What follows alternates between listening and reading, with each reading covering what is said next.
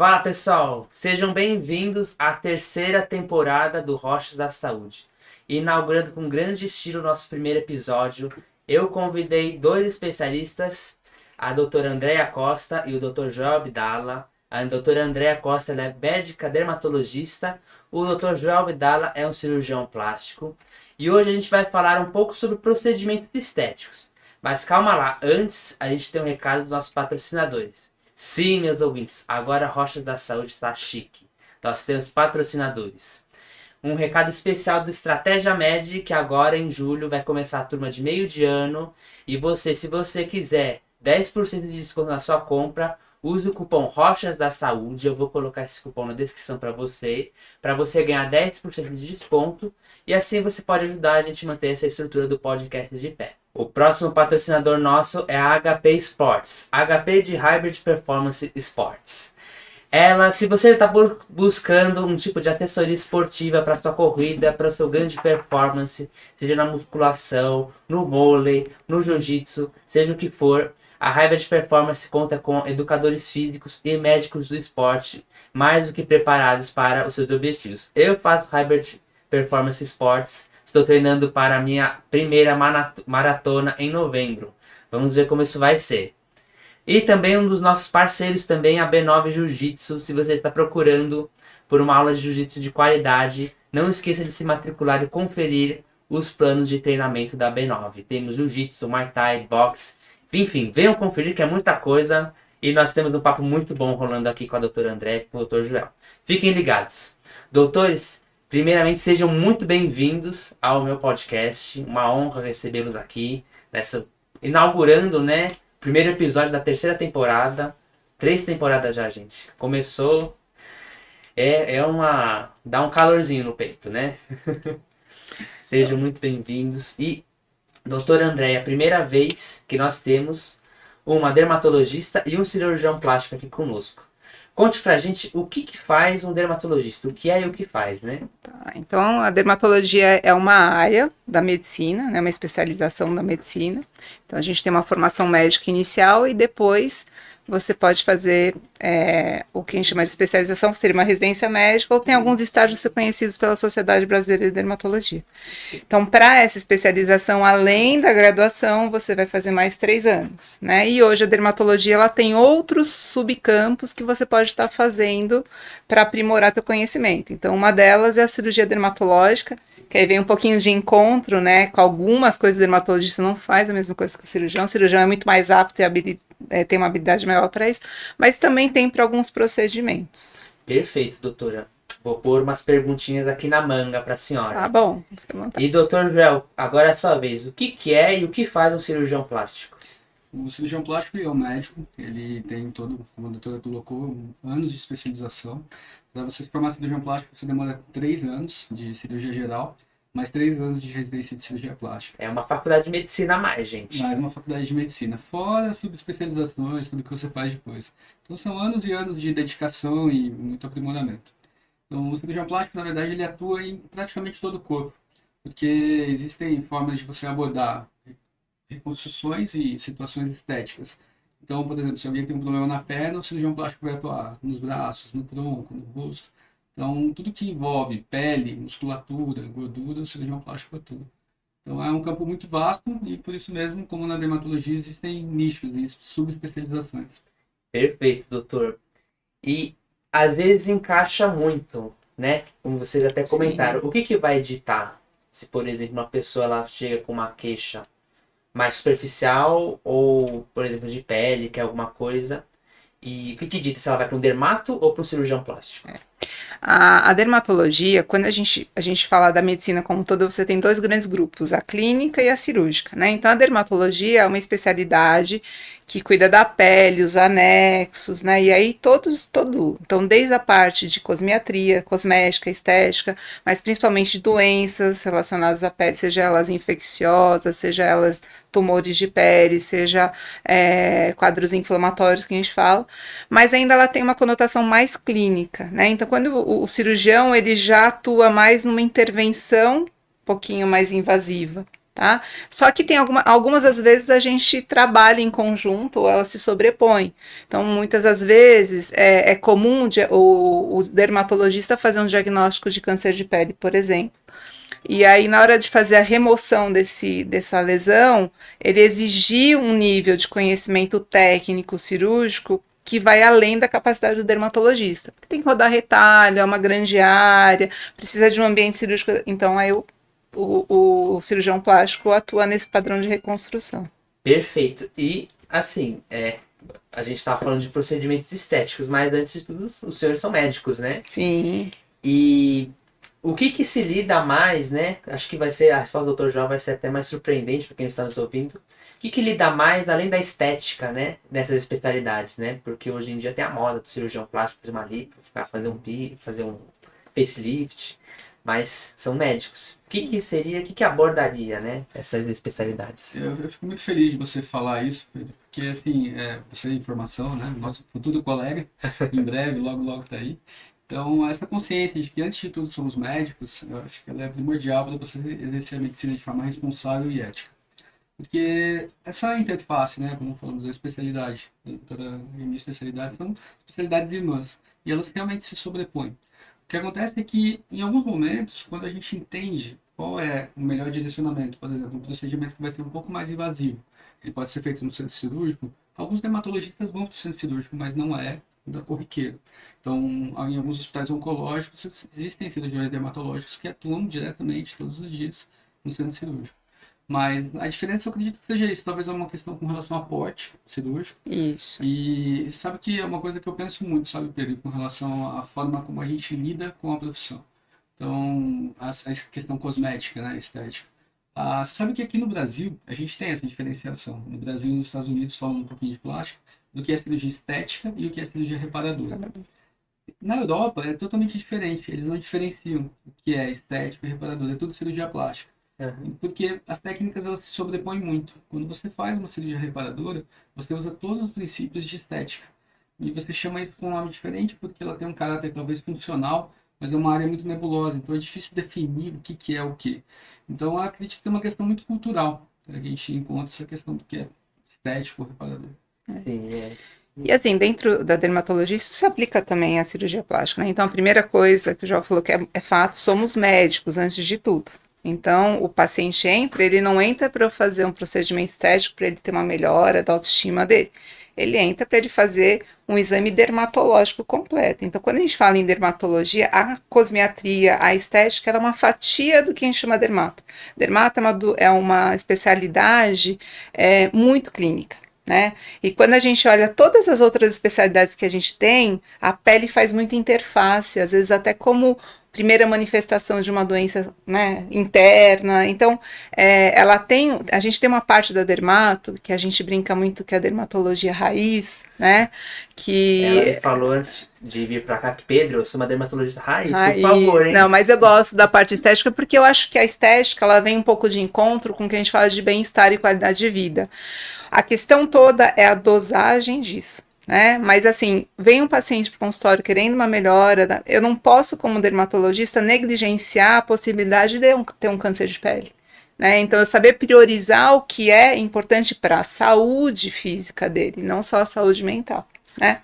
Então, acho que a gente, quando pensa nessas especialidades, por mais que existe todo um glamour envolvido, que as pessoas vão ficar maravilhosas, que vão rejuvenescer, que ninguém vai mais ficar idoso, essas especialidades têm muito mais do que isso por detrás, né? Então, essa parte estética, que se tem todo um conceito, ela é um pedacinho de toda a especialidade. E até para a gente conscientizar as pessoas, o que está sendo o carro-chefe de doenças, assim, dentro da prática de vocês, das doenças que vocês tratam, até para as pessoas ficarem ligadas e servir de momento para quem não se consulta com dermatologista e se consultar, né? Ou com um cirurgião plástico, ou um médico, né? É muito interessante, a tua colocação ela é muito pertinente nesse sentido, porque, como a gente fala, né, você vai ver uma questão estética. Imagina uma moça que quer operar as mamas.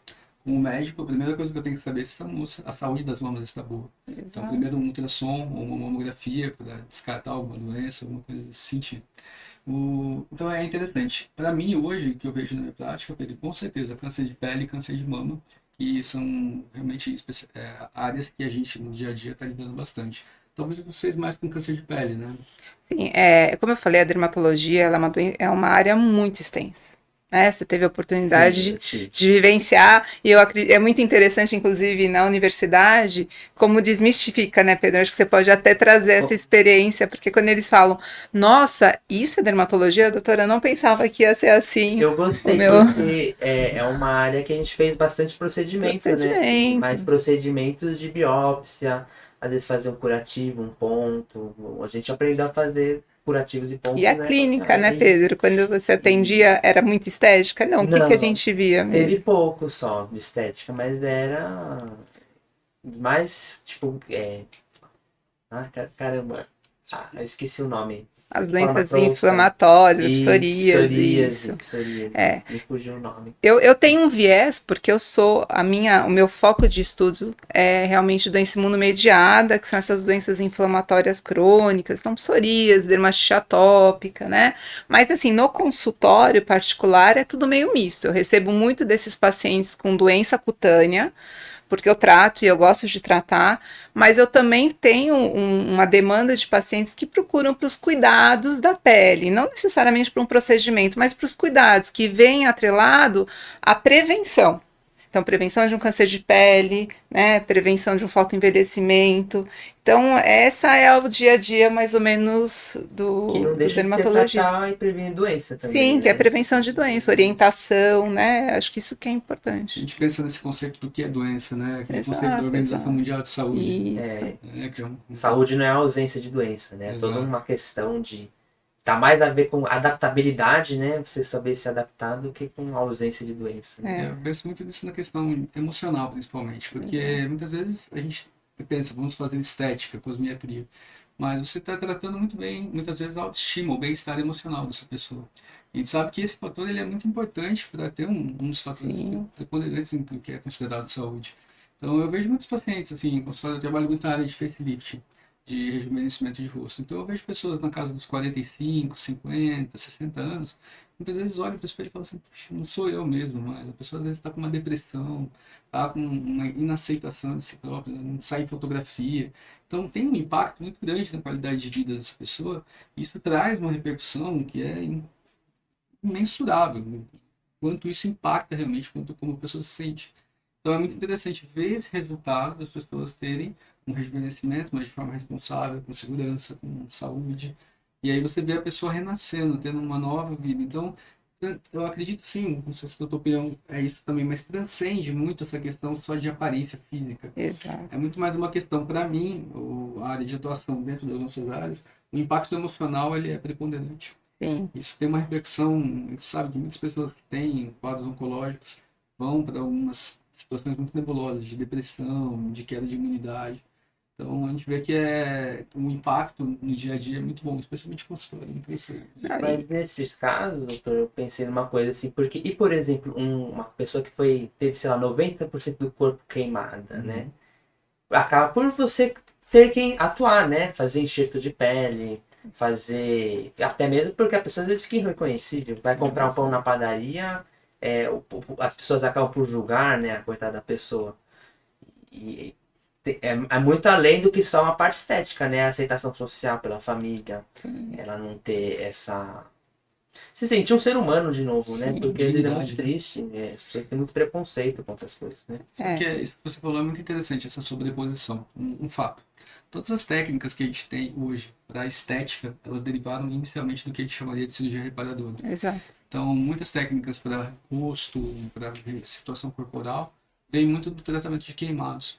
E eu tive muita vivência em tratamento de queimados na minha formação como residente durante 4 anos. Fiquei estagiando, aprendendo, e realmente tudo isso que você colocou é muito importante. Porque existem acidentes, existem situações que são de autoextermínio, então você lida com um espectro muito grande de situações diferentes, e isso é cirurgia plástica. Talvez quando você vivenciar isso na faculdade, você vai falar assim, nossa, queimados. Isso é cirurgia plástica também. Porque a gente colocou essa questão do glamour, né? Daquela coisa bonita que está muito nas mídias sociais, tudo. Mas quando você vai mesmo para a cirurgia plástica raiz, Exato. é bem interessante nesse sentido Eu também. acho que a gente fala muito de raiz e tal, mas na verdade, independente de eu ser uma profissional que eu tenho mais interesse por fazer alguma coisa estética, por melhora de bem-estar, ou independente de eu ser uma dermatologista mais raiz, é isso que ele falou, os fundamentos são os mesmos. Né? Então, assim, para eu atuar bem tanto numa quanto a outra, eu tenho que ter uma boa formação. Então, tem algumas coisas que diferenciam a gente, inclusive, de outros profissionais na hora que for fazer um procedimento. E aí é questão de conhecimento, veja, não é só técnica, porque técnica é uma coisa treinável, né? Mas quando você tem uma técnica e por detrás dessa técnica você tem conhecimentos prévios mais robustos, que diante daquela técnica você pode ter um problema, mas você consegue, com esse teu conhecimento prévio, ajudar. Isso é o que diferencia. Então, o médico, né, a medicina, o curso de medicina é um curso gigantesco, viu? Já falando que ele faz 2 faculdades de medicina, né? E isso o que faz? Faz com que ele seja habilitado e capacitado para lidar com tudo. Então, não só com a técnica correta, mas com possíveis intercorrências que possam acontecer. Que é muito pior, às vezes, né? Que é muito mais problemática do que a técnica em si, não é, João? Porque a Sim. grande maioria das vezes a técnica em si é ok. É fazer um bolo de chocolate, entendeu? Você tem a receita. Só que às vezes o bolo de chocolate ou queimou, ou ele baixou. Por quê? Aí a gente tem que entender o que aconteceu para você tentar corrigir. Aí precisa de um conhecimento um pouco mais robusto, né? Então acho que essa é a Com questão. certeza, é porque imagine, né? E o local que as pessoas também fazem esses procedimentos também, né? Teve aquela moda daquele, acho que era um cirurgião plástico, né? Que tava fazendo cirurgia assim no quarto dele, na casa dele, assim. Isso. O risco de infecção, né? Que isso pode gerar. Sim, ele infringiu inclusive aquilo que ele aprendeu quando a gente estuda técnica cirúrgica, concepção de asepsia, antisepsia, ambiente adequado, né? Isso tudo é para prevenção, é prever riscos. E é E isso que a gente você, na é. maioria das vezes, está lidando com indivíduos saudáveis, né? Saudável, Que eles, por exatamente. exemplo, um professor nosso, ele trabalhava com emergência. Ele me contou uma história que me marcou muito até. Eu queria até trazer essa história porque ele trabalhava no pronto-socorro e foi receber uma paciente, que acho que ele era comissária de bordo, aquele biotipo comissária de bordo, loiro, alto, não sei o quê. Disse que essa senhora foi fazer uma lipo, deu uns 15 dias, chegou mal, pronto-socorro, o pessoal nem deu tanta bola. Assim, falou, olha só, tá bem, fez uma lipo. A moça, após a cirurgia, teve uma perfuração de alça intestinal por conta Da cana. da cânula e teve um choque séptico e veio a óbito a moça. E era um indivíduo completamente saudável, atlética. E a gente tem que frisar que tem que ser feito por profissionais competentes, né? É, Tudo é importante na vida, né? Mas a gente tem que saber onde que a gente pode usar as habilidades na melhor ocasião, né? Melhor jeito. e esses conhecimentos, como já falou, ele vem daquilo que antecede, né? Então, assim, veja, olha que coisa interessante. Para ele ser um cirurgião plástico, assim, competente na área de estética, ele precisou ter muita formação do quê? Da parte terapêutica, reparadora. A mesma coisa funciona, né? Então, quando ele falou, aprendeu muito com queimado, por quê? Porque a queimadura, ela exige do corpo um processo de reparação. Então, muitas das tecnologias que a gente usa hoje, seja laser, seja esses bioestimuladores, eles são baseados um pouco na compreensão da cicatrização, né? E aí, por isso que a gente entende que vai funcionar aqui ou não, que você vai estimular colágeno ou não vai, né? Você consegue trazer um benefício para a pele ou não. Então, entende que a gente precisa ter um degrau antes, que é um conhecimento técnico prévio, e não só a técnica em si. A técnica, ela é uma coisa que, né, ela é consequência. Tem uma frase que eu gosto muito do Freud, que ele fala assim, que você pode conhecer todas as teorias, dominar todas as técnicas, mas sempre que você for tocar uma alma humana, seja uma outra alma humana. É. Isso que eu acredito que o médico que tem isso em mente, ele vai ser um bom médico, porque Exato. você respeita o próximo. A partir do momento que você respeita o próximo, você não vai fazer um procedimento na sala da sua casa. Você não vai fazer um procedimento para o qual você não está habilitado, para o qual você não sabe tratar uma complicação. A palavra que você usa é fantástica, robustez. A robustez do médico hoje, para mim, é uma coisa muito importante. Isso é importante para as gerações mais novas. Essa questão do comprometimento e com a seriedade da profissão, mas a robustez de ter comprometimento com o seu próprio conhecimento, com o seu domínio técnico. Isso que a gente falou, né, dos procedimentos que muitas vezes são feitos de forma talvez um pouco imprudente ou até de uma forma que não é tão correta, profissionais talvez que não estejam habilitados. Eu sempre penso nisso. Eu acho que toda vez que você se propõe a fazer um procedimento, você deve estar habilitado a tratar qualquer complicação que vai acontecer, que pode acontecer com aquele procedimento. Porque não importa, qualquer procedimento, até um botox, um preenchimento, um laser, qualquer, por menos invasivo ou mais invasivo que esse procedimento seja, ele tem complicações. E se o profissional não está habilitado ou não tem o domínio técnico, ele não deveria fazer esse procedimento. E aí, trazendo um pouco do Joel, que o Joel falou, realmente, assim, veja, qualquer procedimento, qualquer ação tem uma consequência, certo? Então, qualquer procedimento, seja qualquer profissional, melhor profissional que seja conhecido pelo... Ele corre risco. Uma vez que a gente está fazendo, a gente está se colocando em risco, tá? A diferença é que quanto mais robustez você tem, e é até uma coisa muito engraçada, com os longos anos de carreira, a gente vai percebendo que quando a gente vai ficando mais velho, a gente vai ficando até mais medroso, né? Então dá a impressão que quanto mais você estuda, mais burro você se sente, sabe? E aí a gente acaba sendo um pouco mais cauteloso.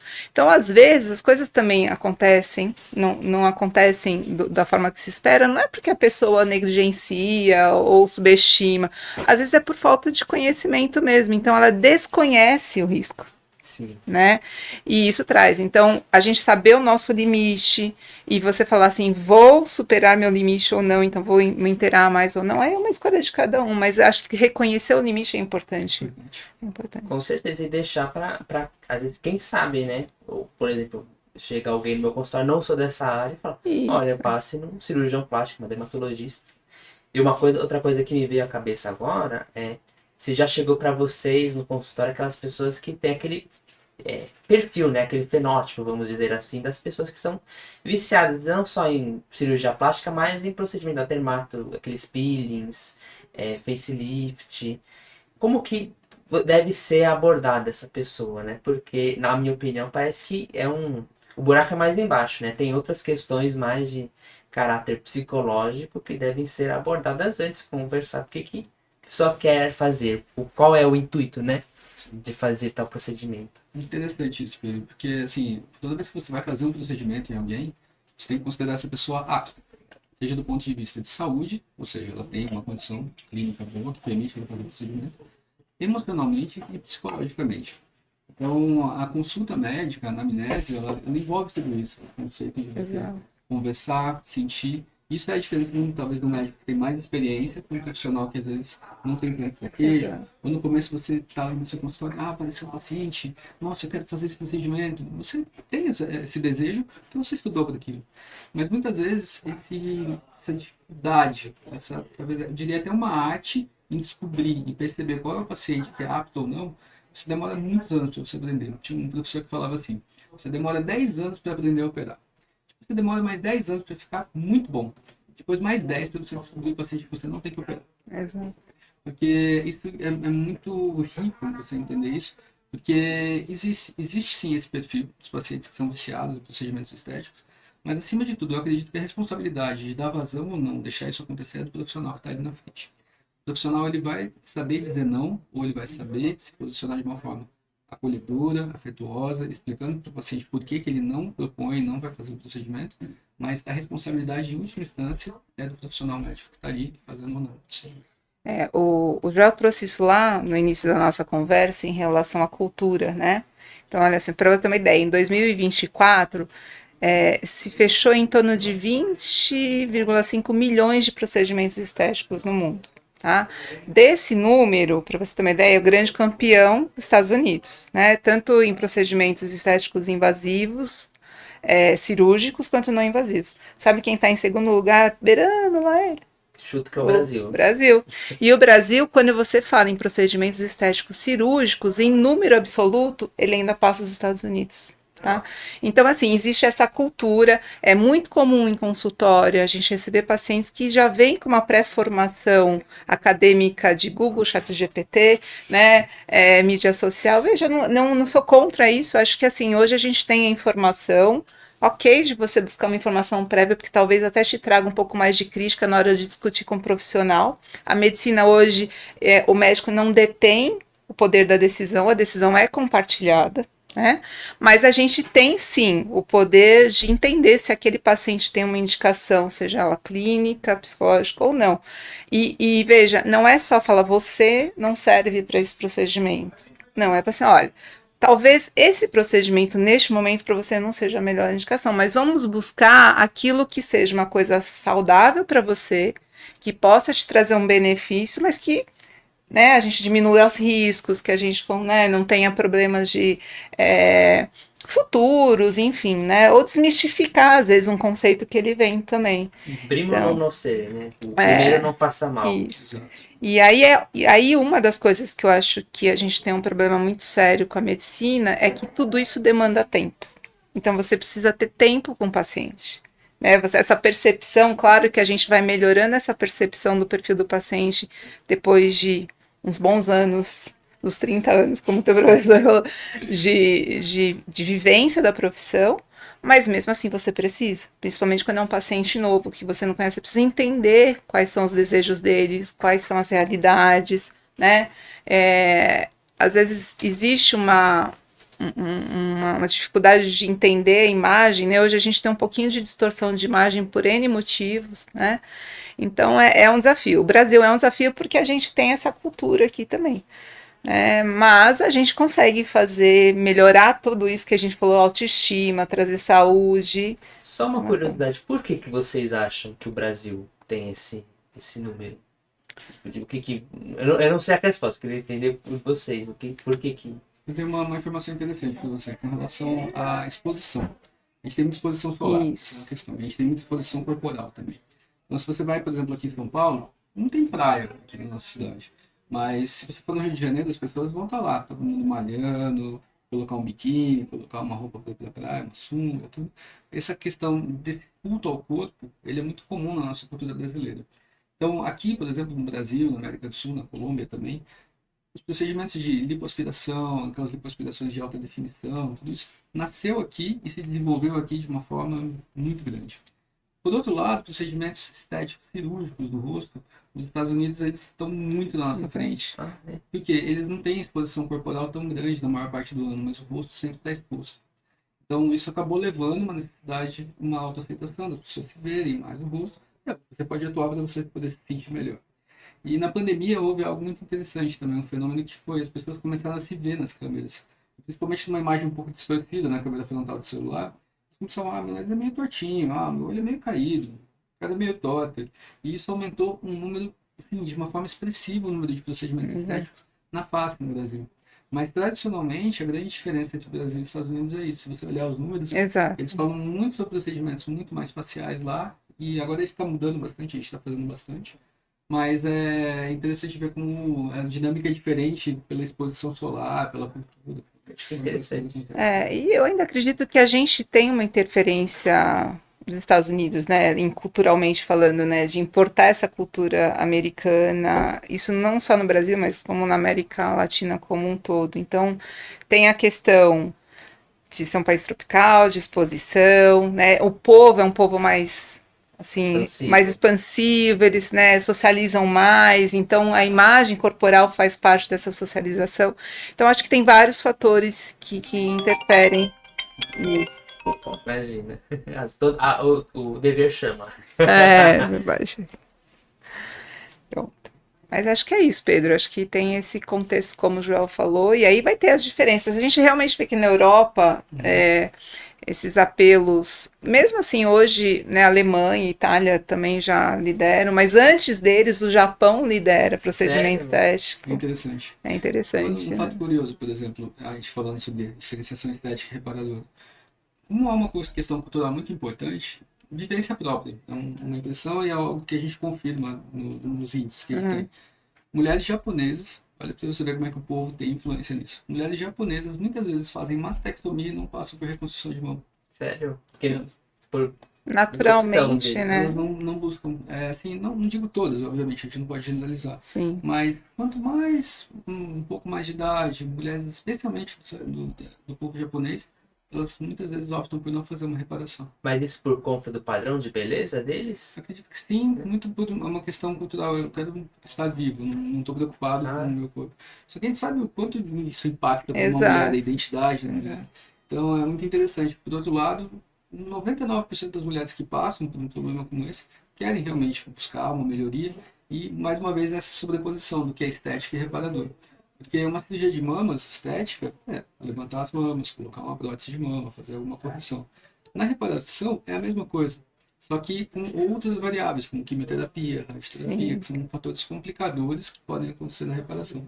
Por isso, muitas vezes, só ratificando o que falamos sobre esse entendimento do quanto é importante, antes de ser qualquer coisa, você ser médico. Um outro professor, exato. adoro meus professores, um outro professor falava assim para mim uma coisa que eu acho muito bacana. Joel, para você ser bom médico, você tem que gostar de duas coisas. Você tem que gostar de estudar, você tem que gostar de gente. Então, essa é a grande questão, porque isso que você falou sobre o relacionamento médico, É muito isso é importante. muito importante. A relação médico-paciente, eu vejo hoje essa depauperação. As pessoas não se preocupam mais em cultivar uma relação médico-paciente.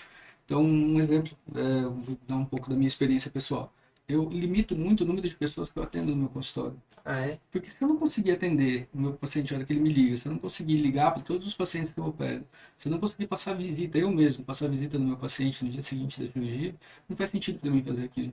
Porque eu estou deixando a minha relação de uma forma que ela está prejudicada. Há uma lacuna da minha presença no pós-operatório de um paciente.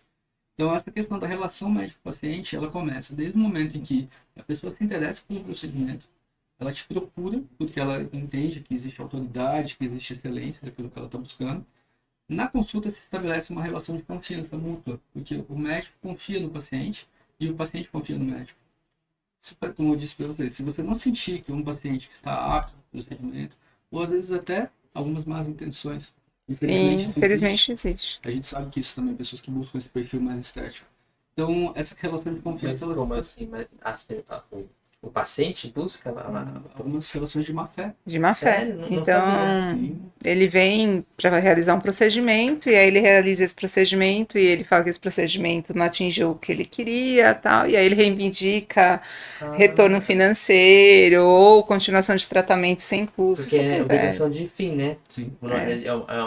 Acho que é uma das poucas partes da medicina que você é obrigado a entregar o resultado É prometido, né? muito nebuloso isso, né? Isso é muito. A jurisprudência ela é muito ambígua nesse sentido, é muito subjetiva. Então, essa questão que a gente está colocando da relação Esse médico-paciente, paciente. ela começa nisso, essa questão de você conversar, de você entender o mundo do seu paciente e entender a pessoa com quem você está conversando, seja Exato. culturalmente, socialmente, qual é o background dele, o que ele tem ali de bagagem que ele traz para consulta com você.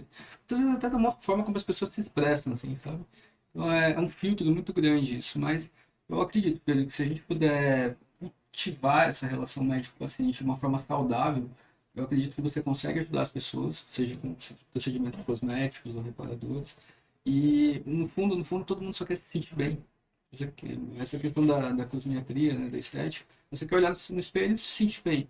Muitas vezes, um no-go, né, uma red flag ok. pra gente. Um exemplo, tá? Eu não vou identificar nenhum paciente, mas Sim. vou relatar uma história. Não, a gente desconhece aqui. Tudo sigiloso. É tudo fictício, pode ficar Sim, tranquilo. no universo paralelo, Isso. o Dr. J do universo paralelo fez.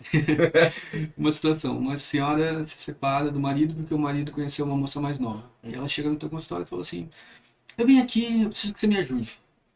Como é que eu posso ajudar a senhora? Ah, não sei, o que você acha que eu tenho que fazer? Isso é uma coisa muito complicada. Porque aí existem duas coisas. Se existe um viés financeiro, se você está pensando, esse é meu trabalho, eu tiro meu sustento daqui, não, vamos fazer tudo. Vamos fazer uma reforma completa. Vamos resolver a sua vida. Chegamos como os salvadores da pátria e vamos fazer tudo acontecer. De novo, esbarra em ética, esbarra em seriedade, em responsabilidade. Então, primeiro, antes de tudo, você tem que entender que essa pessoa, talvez ela não esteja no melhor momento para fazer aquele procedimento. E ela precisa, antes de qualquer coisa, um equilíbrio emocional, pessoal. E aí sim você vai conseguir ajudar ela de uma forma, talvez em um outro momento. Então, essa é uma questão muito importante, o viés financeiro. O que te motiva a fazer os seus procedimentos ou não? Então, isso é uma coisa que a gente tem que colocar também como uma questão de responsabilidade. Então, muitas vezes, se você acredita que o paciente não está apto ou que ele não está tendo uma compreensão que justifica a realização daquele procedimento, você, antes de pensar em qualquer tipo de provento que você possa resolver com aquilo, você tem que pensar no bem-estar do paciente. De novo, cai naquilo que a gente falou. Sim. Antes de você ser um profissional da estética, você tem que ser médico.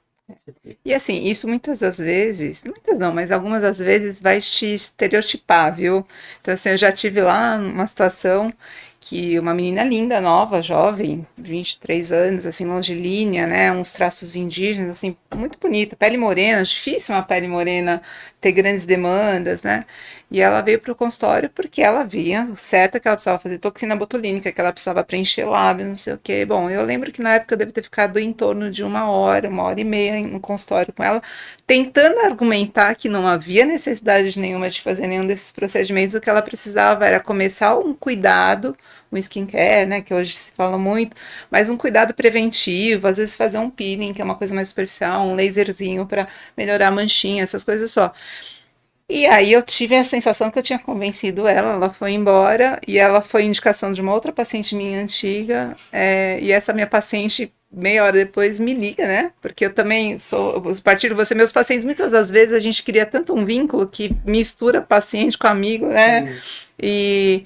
E aí ela me liga e fala assim, André, o que que você fez com a fulana? Eu falei, não fiz nada, não tem nada para fazer. Não, ela me ligou, falou que você era a médica mais desatualizada que existia na face da Terra, porque você falou que ela não precisava de nada. Eu falei, mas ela não precisa de nada. Ainda eu falei, se você é amiga dela, pelo amor de Deus, fica, porque ela vai procurar um profissional que vai fazer o que ela quer e ela vai se arrepender. Se ela não tiver problema com isso. Então, assim, veja como é difícil, né? E a gente vai, às vezes, de encontro, aí você fala, nossa, será que eu sou uma pessoa tão desatualizada assim? Ai, deixa eu ver se eu não tô realmente fora, né? Isso vem, o que não é ruim, tá certo? Às vezes você ter essa situação te traz para uma, calma, acho que eu tô numa zona de conforto, deixa eu ver se eu não tô... Mas a gente tem que Você ser o ter certo, tempo, às vezes parece que você destoa, né?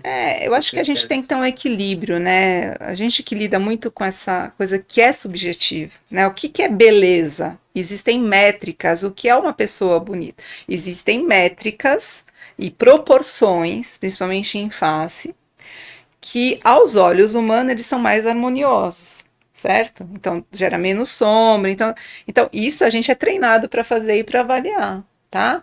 Mas será que se eu usar essa métrica em todo mundo vai ser legal? Não, e a naturalidade, cada um é um, entendeu? Então, assim, essa paciente que ele falou, se ele for um profissional, ele vai usar, ele não vai ser antiético, porque ele vai usar tudo aquilo que ele foi treinado para trazer aquilo do que se entende pelo belo. Mas será que aquilo é o belo para ela? Aquilo é o belo que ela precisa para aquele momento? Então, tem um negócio muito antes, que aí é que a gente fala, não é só o procedimento, não é só a técnica. Isso é o menor dos problemas, é a coisa mais fácil de se fazer.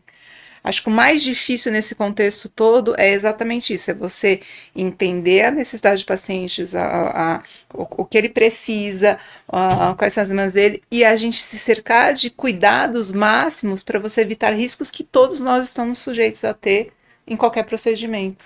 Então essa que acho que é a grande, né? Acho que é essa que é a grande... Com certeza, doutor. Imagina o Joel de 15 anos atrás, bonitinho, recém-formado, ainda tinha mais cabelo. Muito colágeno, né? Muito colágeno, sentando no consultório, com os primeiros pacientes, assim, chegou uma mocinha, sentou na minha frente. Aí eu olhei para ela, falei, boa tarde, conversa, né? O que você é aqui de São Paulo? Aquela conversa que você faz. Inicial, né? Vamos conversando. E aí eu falei, então, legal, bacana, como é que você quer fazer o nariz, né? O nariz dela, desde o primeiro momento que eu a vi, o nariz dela era torto. E eu tinha certeza que ela estava ali por causa do nariz. Lembra, já há 15 anos atrás. E eu fiquei assim, e ela olhou assim, não, eu vim aqui para colocar silicone. Eu não sabia onde enfiar a cara. Porque assim, o nariz dela, para mim, era gritante. Então, às vezes, por inexperiente, a gente acaba vendo essas situações e a gente... Se antecipa, né? Se antecipa. Um comecinho de carreira, né? Ainda que não aconteça, mas acontece mesmo. Às vezes a gente tá sem filtro, mas para isso a gente aprende. Ela ganhou o banda, o nariz e silicone? Não. Talvez depois que resolveu a prótese, ela enxergou o nariz. Isso acontece também, né? Isso acontece. Mas o time do paciente é importante. Isso é muito interessante. O time e, acima de tudo, a dor. A dor, nunca tinha exato. incomodado. Talvez assim, e a gente olha, às vezes você tem um filtro e você fala, nossa, assim, precisava arrumar. Mas não é o que está incomodando ela. Então, essa questão da dor, a dor, ela é muito pessoal. Não tem como você mensurar e principalmente julgar a dor do outro. Então, às vezes as pessoas dizem assim, eu quero fazer alguma coisa no rosto. Concordo com você, tem pessoas que não têm absolutamente nada para fazer, e aí cabe a nossa responsabilidade de falar, eu acho que você não tem nenhuma indicação. Você não vai fazer alguma coisa só porque o paciente quer fazer alguma coisa. O que é mais difícil. Que é muito difícil. É o momento mais difícil do consultório. É a contraindicação. Não é? É o mais desgastante. Porque a argumentação, ela tem que ser muito mais intensa e acontece como aquilo que eu te falei. Você pode ficar tempos e tempos e você não consegue converter e E fica argumentar. mal falado por tentar. Não tem indicação. Acho que ele é há 15. Eu há 20 anos atrás, eu ficava um pouquinho mais assim, incomodada. Hoje eu acho que eu fico com a minha alma livre, entendeu? Eu amo o que eu faço. Eu acho muito legal a gente poder envelhecer melhor, com a saudável, usar tudo isso que a gente tem a nosso favor, sabe? Pra gente viver bem a qualidade de vida. Mas eu acho que antes de tudo eu tenho que pensar no benefício. A gente, quando se forma, a gente jura. A primeira coisa que a gente jura é não fazer mal ao outro, não é isso? Então é o não malefício. É uma das coisas que você vai jurar lá quando você for jurar hipócrita. Então, assim, exatamente. Então, isso é muito importante. Acho que isso é muito enraizado pra gente, né? Então, assim, você pode errar, você pode ter complicações, mas assim, o não causar o mal proposital é uma coisa que faz parte do nosso juramento. Então, isso tem que vir muito, né, atrelado. Sabe, eu tenho uma tônica muito forte na minha vida. Eu gosto de colocar minha cabeça no travesseiro da noite. Idem, somos dois. Isso é uma coisa que eu acredito em nós todos. R$1.000 a menos, mas, né, Sim, mil porque a gente é um pouquinho, mas alguns milhões a menos. Não vai fazer diferença nenhuma na sua vida e principalmente de tudo. Você se mantém fiel aos seus valores. Exato. Eu acredito que não tem como a gente separar o que nós somos como profissionais do que nós somos na nossa vida pessoal. Todo o seu sistema de valores, o seu referencial de posicionamento vem da tua família, da tua educação. Você trouxe de bagagem. Exato. E o profissional que você vai ser um reflexo disso. Então, vou aproveitar e fazer um disclaimer. Eu conheço o pai do Pedro, pessoa fantástico, Rafa. Então, ver você hoje, se formando médico, eu vejo o teu pai aqui atrás, mostrando, dando exemplo, te ensinando o sistema de valores, tudo isso. Eu acredito que para as pessoas que estão agora na medicina com essa preocupação, puxa, eu vou entrar no mercado de trabalho agora, o mercado está saturado, muitos médicos, como é que vai ser? Será que eu vou ter meu espaço? Eu posso te falar, assim, uma coisa que me falaram 15, 20 anos atrás, eu falei, puxa, essa pessoa está falando isso para me confortar e é meio papo da carochinha, o mercado está saturado. Não, você consegue o seu espaço. Mas acima de tudo, sendo fiel e sendo coerente. Por isso que quando a gente fala sobre estética, sobre cosmetria, isso é mais premente ainda. É muito importante a gente ter essa tônica, esse sistema de valores muito bem estabelecido na nossa forma de raciocínio quando você vai decidir ou não seguir esse caminho. Porque se você não tiver essa bússola moral muito bem estabelecida, é muito, muito fácil você se desvirtuar e de repente está fazendo um procedimento na sala da sua casa. Com certeza, E além desses... Mas vamos falar agora de uma coisa que me veio à cabeça, assim. Chega muito no consultório de vocês, por exemplo, que agora foi regularizado mais pós, né? Por exemplo, que vocês fizeram residência médica, que é um concurso que você faz, uma prova que você presta para algum hospital, para algum serviço, para o SUS, que você fica de 2 até 6 anos, né, estudando especialidade. Mas agora... E você, no final você ganha uma coisa que se chama Registro de Qualificação de Especialista RQE, né? Isso. Só que agora ampliou-se, né? Tem outras formas de você conseguir título, né? Você faz um curso, né? Uma pós, que você paga, né? Um valor que não é pequeno. Na residência você recebe um pouquinho, mas você ganha o título no final. Após você paga, é menos tempo. E depois de um período X, não sei se é 3 anos, 4 anos, você está apto a prestar uma prova para assim tirar o título. Chega muito para vocês alguns casos dessas pós que não dão errado para vocês corrigirem? Chega. Agora, você sabe que esse assunto é um assunto um pouco ainda... Agora é mais polêmico ainda, né? Com a demanda de médicos que se formam, E a gente vem observando que o número de vagas para especialização, seja residência ou seja um estágio reconhecido pelas sociedades, que tem a mesma carga horária de uma residência, a mesma entrega, não é compatível. Então, assim, as vagas não cresceram proporcionalmente ao número de médicos que é colocado no mercado. E isso, então, é um problema, é uma dor que a gente vai ter daqui para diante quando a gente fala em educação, né? E aí a gente realmente... sabe a história da oferta e da procura? Sim, sim. Então, eu acho que a gente não vai conseguir fugir muito de que essas pós-graduações se mantêm. Então, eu acho que a gente, como profissionais mais velhos, que estão ligados às sociedades, que tivemos a oportunidade de ter esse tipo de formação, talvez o que a gente vai ter que repensar é assim, ok, isso é um caminho que não tem volta. Então, o que eu posso fazer ou que a gente, como instituição, pode fazer para melhorar isso? Talvez é isso, é dar suporte para que a fiscalização em cima dessas pós sejam difíceis, sabe?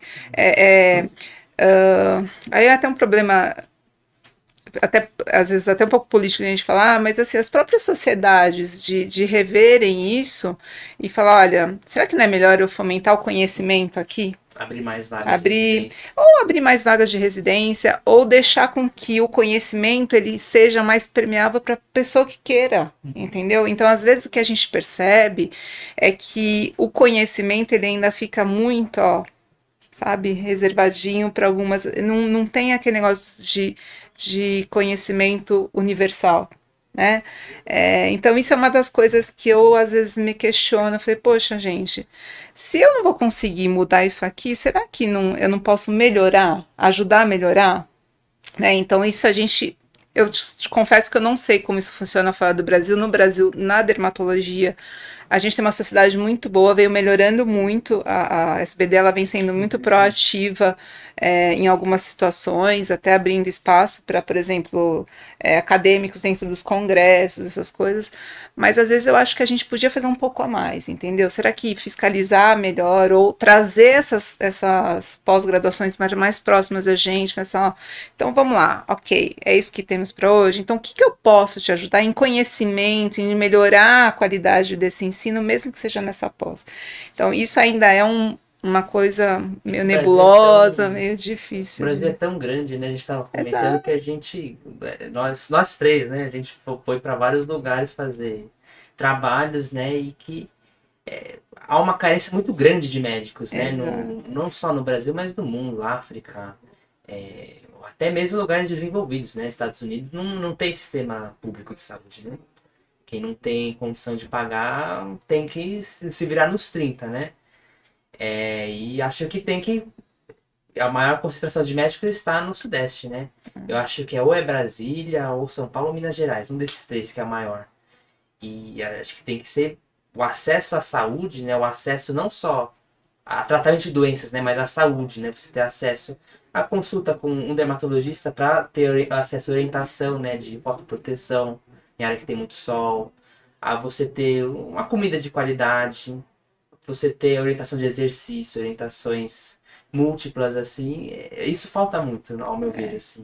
Essas políticas de saúde, realmente. Mas aí, quando eu penso em política educacional, pensando em graduação, em pós-graduação, talvez a gente também tenha que parar para pensar e falar assim, gente, eu vou morrer com esse conhecimento para mim? Não, vamos disseminar, é legado, né? Porque o mercado, é o que o João falou, eu tenho o mesmo padrão dele. Por mais que eu quisesse atender todo mundo, eu não tenho. Fisicamente, isso é incompatível com a minha atividade. E eu tenho um negócio que é meu, eu preciso de tempo para desenvolver uma consulta, eu preciso de tempo para fazer um raciocínio. Então, não adianta porque eu não vou fazer volume. Aí a gente paga o preço, né? Porque se você, em vez de atender 2 por hora, atender 1, né? Financeiramente é menos. Em termos também, né? Então, mas. Se complicar, já está embutido no voucher, né? Eu acho que é valor. É aquilo que você. É o propósito que você cria para você, para a tua profissão. Então, assim, o que é importante? Eu ganhar X por mês. Entendeu? E aí você fazer o ajuste de acordo com o que você se propôs, pensando no retorno financeiro, né? Porque também a gente não pode ser hipócrita de falar que a gente, por mais que seja um sacerdócio, não dá para falar, a gente vive da nossa profissão. E é assim que você faz, por exemplo, para poder ajudar mais, né? Exatamente. Porque não adianta a gente querer, do alto dos nossos cavalos, falar que... Porque a gente, às vezes, ajuda mais financeiramente do que, às vezes, com conhecimento.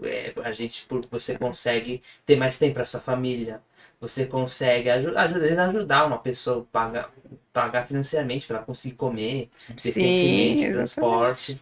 É uma coisa que cabe da nosso caráter, né, de ajudar por isso, mas de dinheiro, evidentemente, não é Uma errado. palavra muito importante, caráter, remete ao nosso sistema de valores. Valores, Caráter você tem ou exatamente. não tem. Então é o que você traz da sua família, o que você traz dos seus Exato, valores. é o que você foi Só criado. que ratificando tudo que você falou, Pedro, é muito interessante essa questão da qualidade de formação, principalmente. Porque a gente pode formar muitas pessoas, mas qual é a qualidade e a consistência dessas pessoas no mercado? Não é porque ela tem um papel falando que ela é aquilo, necessariamente ela é. Um exemplo, um médico, você dá um diploma de médico. Não vou entrar nesse mérito, mas quantos colegas você olha e fala assim, meu Deus do céu. Não vamos entrar nesses detalhes. Não vamos entrar. Mas assim, O brincadeiras à off a gente parte, fala. Mas isso é importância, né? Hoje, assim, é muito consagrado quais são as competências que eu sei que aquele aluno tem que ter quando ele sair formado. sim, E aí, quando a gente fala em competências, você não está falando só de conhecimento técnico, tem tudo isso que ele falou. É o como você se comunica, é o como você entende o teu paciente, Pra mim, doutor, eu sei que empatia. eu sou aluno, mas eu acho que um livro você consegue ler. No sentido que, por exemplo, você compra, você paga, você lê, você pede um intensivão, assim. Mas acho que caráter, acho que o jeito que a pessoa é, o jeito que a pessoa se comunica, a forma com a qual ela se expressa com uma pessoa, que às vezes uma realidade completamente distinta da dela, vive em um outro universo. Sim, a gente vive, Isso né? eu acho que isso não se compra, não se faz, é algo que é Mas se desenvolve, isso. né? Então acho que a gente consegue, como eu estava falando, assim, tem muitas coisas que tem que estar envolvido. Então, a pessoa desenvolver a crítica naquele profissional, é você desenvolver esse lado acadêmico, é principalmente a você educação médica. desenvolver exatamente a empatia com o próximo, é você ser um defensor da saúde, que é aquilo que a gente estava falando. Então, o que é ser um defensor da saúde? Não é só chegar lá e falar assim, eu quero médico para todo mundo. Não, ser defensor da saúde é chegar uma paciente, como ele falou, que está totalmente perdida emocionalmente e ela acha que a solução do problema daquela e você fala, não, eu vou defender a saúde dela, então eu vou trazer para ela que não é... Então, você entende como são coisas, né, Microcosmo, no no micro... macro. Então, isso é importante em termos de formação. A realidade, realmente, a gente vê, eu concordo com o Joel quando ele fala assim, ai, tenho dó dessa geração nova de médicos, porque eles vão sofrer. Gente, o que dá dinheiro hoje? Eu fico me questionando, o que faz eu ser milionário? Eu sou filha de imigrante, meu pai fez até o 4º ano primário. O patrimônio que meu pai fez, eu com graduação, pós-graduação, especialização, mestrado, não vou construir. São mundos diferentes, entendeu? São épocas diferentes. Mas eu não posso falar, eu formei um filho bem formado, né? A gente vive perante a nossa população, a gente tem uma qualidade de vida relativamente boa, Sim. a gente se proporciona coisas boas pra gente fazer, fazendo a coisa certa, entendeu? Então acho que é muito disso mesmo. Eu Então, acho que, na verdade, as pessoas não são muito inconscientes no que elas fazem e são, né? Elas não sabem o que elas querem e, por exemplo, vem, outra pessoa comprou um carro, ele tá feliz, eu quero ter o carro.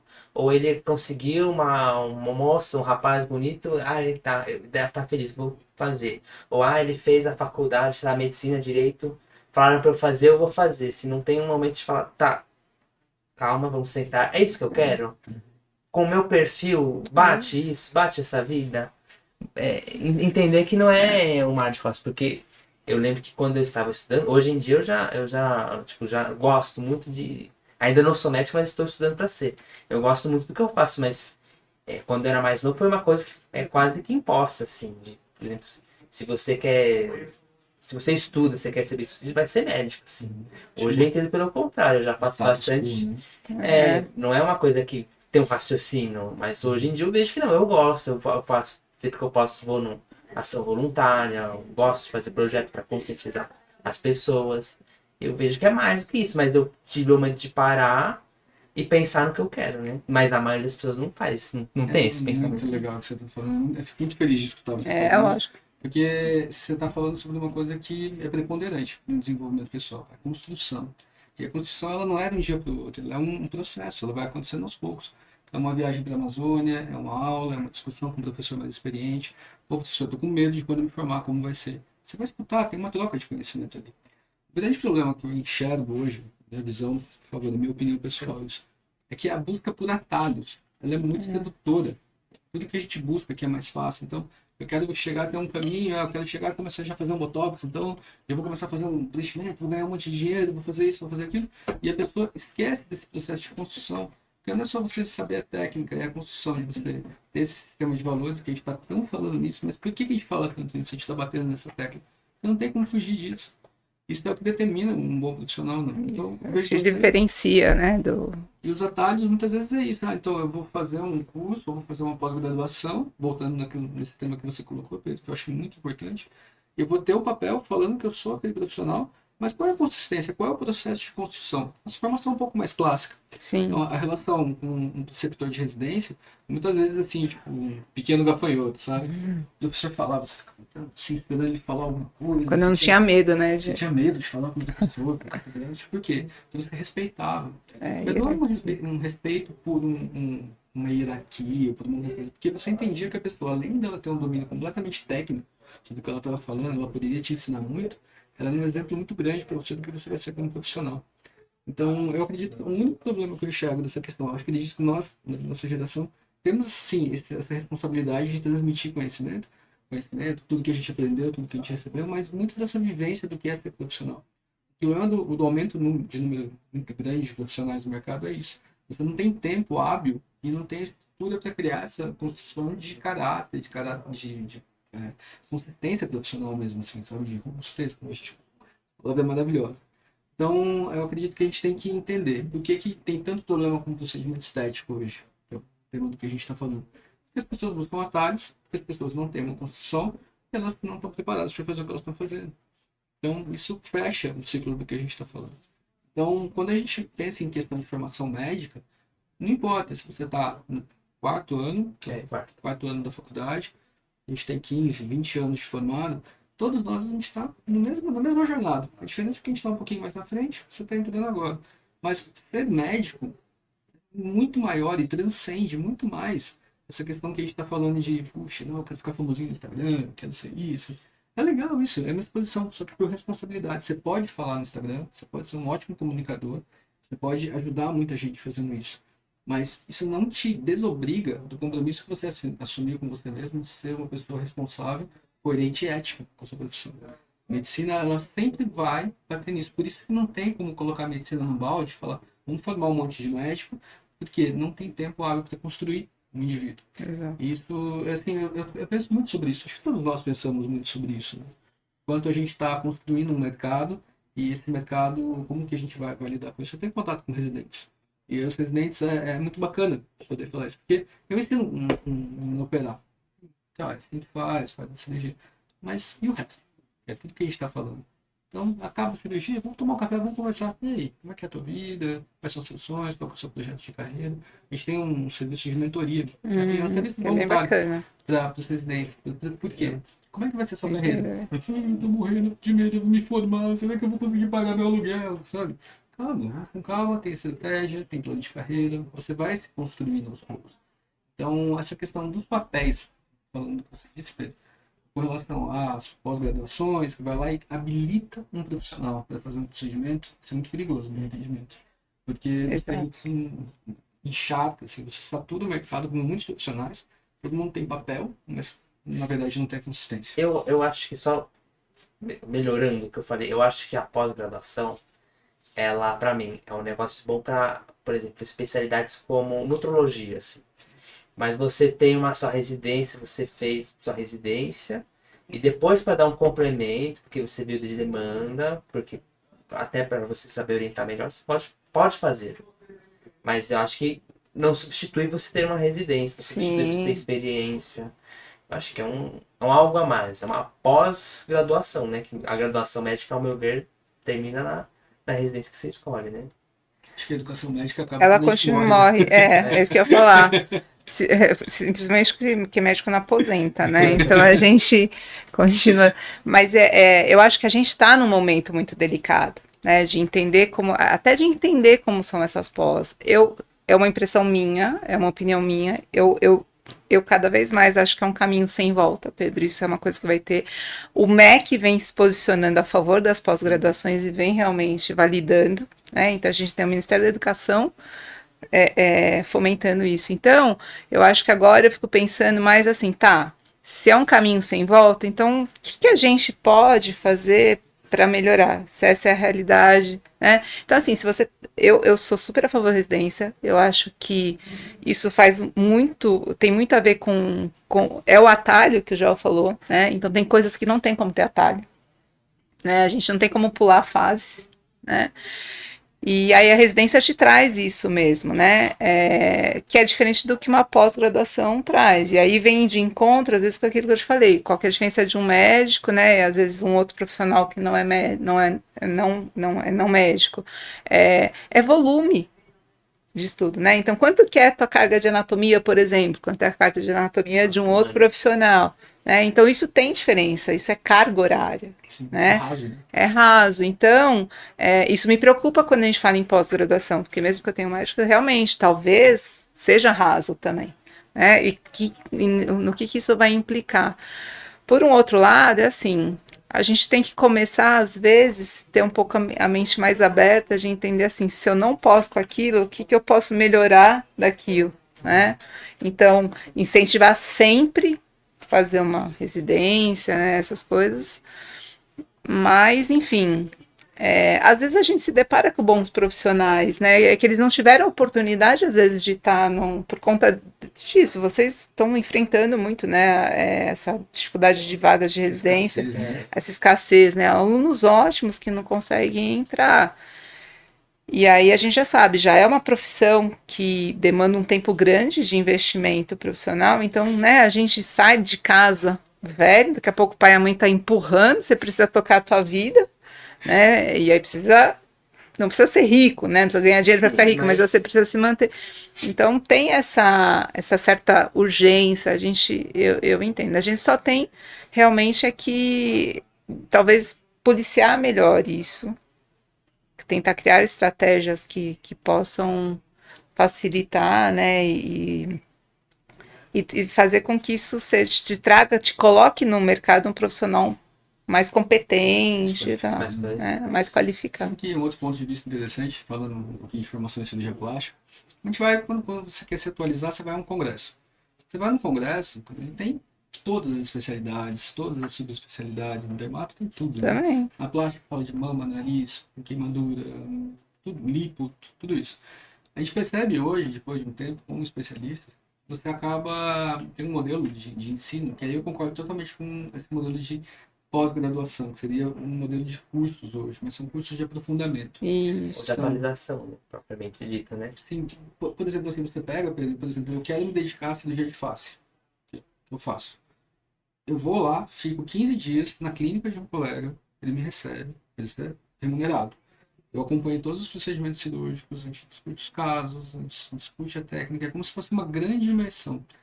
E o valor disso, da formação, é muito grande. Por quê? Olha que, naquela ideia que eu coloquei para vocês. A questão da construção. Eu fui lá, me coloquei como um aprendiz com alguém que tem mais experiência do que eu, e de uma forma humilde falei, por favor, me ensine. Então, esse é um modelo de formação médica muito... Eu estou dizendo especificamente de cirurgia plástica. Não, mas eu acho que igual, porque existe o básico, né? A robustez, ela existe. Você está fazendo um aprimoramento. É diferente mesmo. Isso supre essa necessidade, porque muitos profissionais se formam, eles não têm essa relação de construção, eles vão buscar nesses cursos de aprofundamento. Isso eu acho extremamente válido. Porque você está buscando, sim, conhecimento, qualificação e, acima de tudo, formação. Com certeza, doutores. Doutores, já estamos encaminhando aqui para o nosso final do episódio.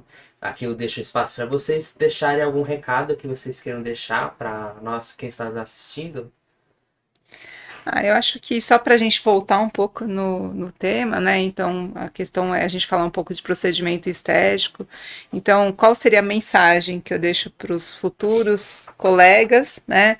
E para as pessoas que não são da área, é isso, buscar sempre robustez. Seja robustez na hora de você se desenvolver como profissional e você, como, né, o usuário desse profissional, você também buscar um profissional que te traga essa segurança, né, que te olhe como um todo e não como um paciente que vai lá para fazer uma toxina, sabe? Eu acho que isso é importante, né, que te traga essa segurança. E que muitas das vezes a gente tem uma falsa ilusão de que sai mais barato ou menos barato, e aí, quando a gente vai ver, na verdade, não existe, né, oficialmente essa diferença. Então, acho que é mais para isso. Então, para aqueles que vão ser profissionais, sempre pensar que conhecimento é o que diferencia, né?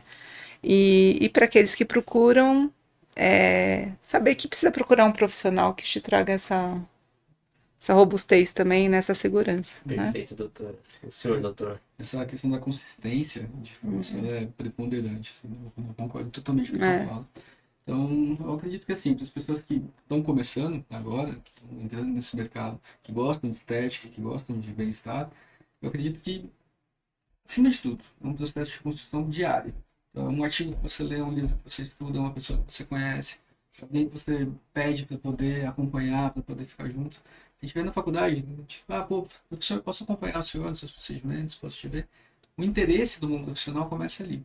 E, de novo, essa grande questão da responsabilidade que nós temos como médicos, acima de tudo. Nós podemos fazer estética, podemos fazer tudo o que a gente faça, a gente faz. Mas, acima de tudo, a gente tem responsabilidade com a vida. E nós, por termos mais conhecimento, por termos mais valores, nós temos que ter a noção de que a gente tem muito mais responsabilidade. E justamente sobre essa questão de saber filtrar e, às vezes, dizer não. Dizer não não é fácil, mas é necessário. Excelente, doutores. Algo mais? Então, se não é isso, pessoal, queria agradecer muito a audiência de vocês. Peço para que vocês curtem, comentem, compartilhem. Também, se puderem, dar uma conferida nos nossos patrocinadores, a Estratégia Med, a Hybrid Performance Sports e a Academia B9 de Lutas, tá bom? Vejo vocês no próximo episódio do Rostas da Saúde. Até lá!